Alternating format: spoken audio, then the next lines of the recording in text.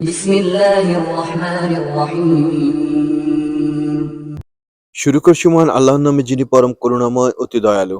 ونجنا برحمتك من القوم الكافرين আর আমাদেরকে অনুগ্রহ করে ছাড়িয়ে দাও এই কাফিরদের কবল থেকে।